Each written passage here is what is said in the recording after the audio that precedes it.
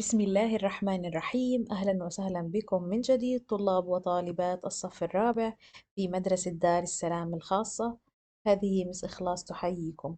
الآن سنقوم بشرح الوحدة الثالثة ضمن منهاج التنشئة الوطنية والاجتماعية للفصل الثاني، وتحمل هذه الوحدة عنوان تراث أجدادي في بلادي. والدرس الأول يحمل عنوان بيتنا الفلسطيني القديم. الآن عزيزي الطالب اكتب بقلمك على دفتر التنشئة هذا السؤال، طبعا ضرورة التركيز على الخط والترتيب. نقول أولا، طبعا ضع إشارة صح أو خطأ أمام العبارات التالية. أولا، حياة الفلسطيني قديما تشبه حياته حديثا. الإجابة خطأ، لا يوجد تشابه بين الزمن القديم والزمن الحديث. ثانيا، يعتز الفلسطيني بكل ما توارثه عن أجداده، يعني نحن كفلسطينيين نفتخر ونعتز بكل شيء توارثناه عن أجدادنا. نقول صح، إجابة صحيحة. الآن نبدأ بالتعرف على عناصر الدرس. أولا سنتعرف على المقصود بالتراث الفلسطيني. ثانيا، ما هي أقسام وأنواع وأشكال التراث الفلسطيني. نبدأ بالنقطة الأولى لنتعرف على مفهوم التراث الفلسطيني. أولا نقوم بتنفيذ هذا النشاط التمهيدي لنكون كلمة من الحروف التالية. هيا أسرعوا. نقول الحروف نستطيع أن نكون منها كلمة التراث. باعتقادك ما هو المقصود بالتراث؟ لنتعرف على المقصود بالتراث هيا بنا ننقسم إلى مجموعات، بحيث المطلوب من كل مجموعة أن تتأمل صور النشاط الأول. هذا النشاط الوارد ضمن الكتاب المدرسي صفحة 4 وصفحة 5. ثم على المجموعات أن تناقش ما يلي: ماذا نشاهد في الصور؟ ومفهوم التراث. نبدأ الآن. بعد أن تنتهي المجموعات من عملها نستمع إليها داخل الغرفة الصفية. الآن نبدأ بمناقشة هذه الصور معا. نقول ماذا نشاهد في الصورة الأولى؟ نشاهد بيوت قديمة. هذه البيوت أثرية وقديمة جدا جدا. ننتقل للصورة الثانية. ماذا نشاهد في الصورة الثانية؟ نقول نشاهد مجموعة من الأدوات البدائية البسيطة القديمة. من يسمي لنا بعضا من هذه الأدوات؟ مين بيعرف أسماء أدوات موجودة في داخل هذه الصورة؟ نقول هناك الجرة المصنوعة من الفخار، والأواني المستخدمة في الطعام. أحسنتم. أما الصورة الثالثة، ماذا ترتدي المرأة الفلسطينية في هذه الصورة؟ نقول بأنها ترتدي الثوب الفلسطيني المطرز. أحسنتم. وماذا يفعل الأشخاص في الصورة الرابعة؟ هم يمارسون نشاط الدبكة، الدبكة الشعبية. والدبكة عبارة عن طقس أو مظهر من مظاهر العرس الفلسطيني، من طقوس ومظاهر العرس الفلسطيني. إذا ماذا نسمي هذه الأشياء مجتمعة، سواء بيوت أو أدوات أو ملابس تراثية أو الدبكة اللي هي الأغاني الشعبية؟ ماذا نسميها؟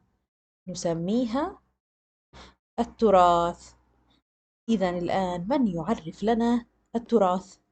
لاحظ أن كل هذه الأشياء التراثية القديمة نحن توارثناها عن أجدادنا القدماء، وهم الذين أنتجوها واستخدموها في حياتهم. فبالتالي نقول بأن التراث هو كل ما أنتجه، يعني أوجده أجدادنا واستخدموه في حياتهم ثم توارثناه نحن عنهم، مثل البيوت والأدوات القديمة، الملابس التراثية القديمة، وكذلك الأغاني الشعبية. وهناك كذلك الأمثال الشعبية التي سنتطرق لها فيما بعد في درس مخصص. إذا من يعرف لنا التراث؟ نقول بأن التراث هو كل ما أنتجه واستخدمه أجدادنا القدماء كالأغاني والأمثال الشعبية والأدوات والبيوت والملابس التراثية القديمة. الآن نكتب هذا السؤال على دفترنا ثم نجيب عنه إجابة صحيحة. السؤال يقول: ما المقصود بالتراث؟ الإجابة: كل ما أنتجه واستخدمه أجدادنا القدماء مثل الأغاني والأمثال الشعبية والأدوات والملابس والبيوت القديمة. هكذا نكون قد أنهينا النقطة الأولى في درسنا. الآن ننتقل لشرح النقطة الثانية والتي تتحدث عن أقسام التراث الفلسطيني.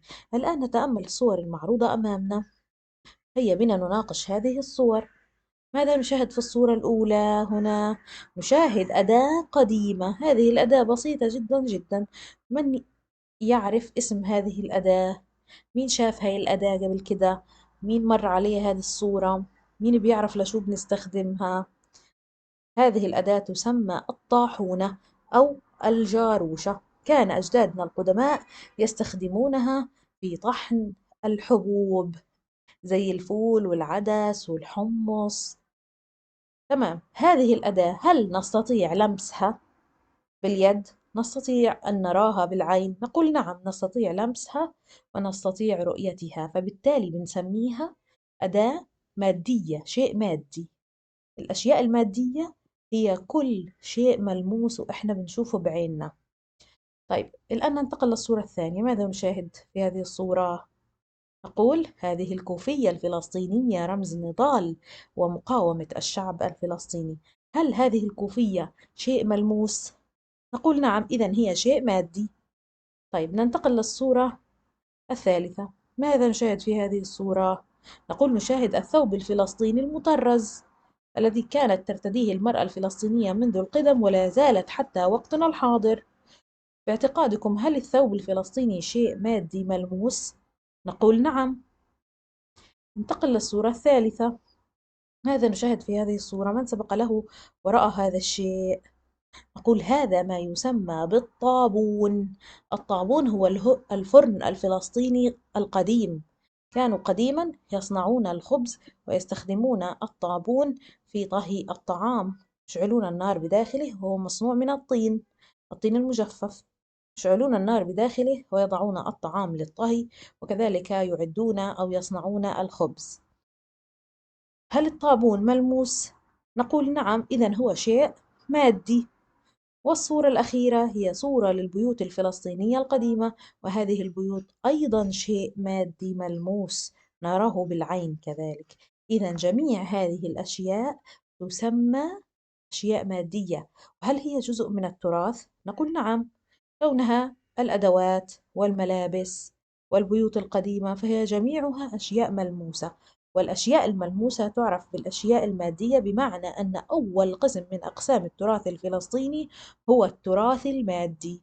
لو طلبت منك أمثلة عزيزي الطالب على التراث المادي، حتسمي لي بعض الأدوات كالطاحونة والطابون، حتسمي لي بعض الملابس كالثوب والكوفية، وكذلك حتحكي لي إنه البيوت القديمة الفلسطينية هي أيضا من التراث المادي. هذا هو القسم الأول. أما القسم الثاني من التراث فهو قسم يشمل كما هو موضح أمامنا الأمثال الشعبية الفلسطينية. الأمثال مثل الزيت عماد البيت، والصديق وقت الضيق. من لديه أمثال أخرى اكتبوا لي ضمن التعليقات الأمثال التي تعرفونها. طبعا الأمثال عبارة عن جمل كان أجدادنا القدماء يقولوها في مواقف معينة، وبعضها أو معظمها يحمل فائدة أو يحمل قيمة أو معنى مفيد. فبالتالي هذه الأمثال هل نستطيع أن نلمسها؟